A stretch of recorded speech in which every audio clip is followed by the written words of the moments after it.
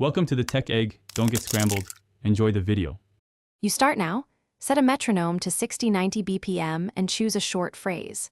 First, observe clef and key signature so you know the tonal center. This reduces guessing. Listen once for overall shape and phrase length, then a second time focusing on rhythm only, tapping, or clapping. Finally, listen a third time for melodic contour and important pitch landmarks. Doing these 3 focused passes gives you orientation and prevents paralysis. So act immediately and record your first small impressions. Once done with orientation, freeze rhythm. Write down durations, rests, and accents before adding pitches. Then sing or hum to confirm rhythmic placement. Rhythm anchors pitch success. Next, locate pitch landmarks tonic, dominant, any repeated tones or leaps, because these frame the melody and reduce choices. Use solfege or scale degree numbers to label intervals. This helps you hear relationships rather than absolute notes.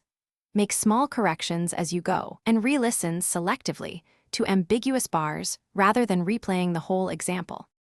Now complete the transcription by filling pitch detail and checking accidentals and phrase endings. Those small symbols change function. Play your notation on a piano or sing each measure to verify. Hearing it confirms whether intervals are correct.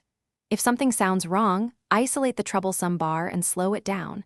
Use the metronome at half speed, then gradually return to tempo. One key troubleshooting tip: if repeated mistakes persist, switch from note names to scale degree solfege.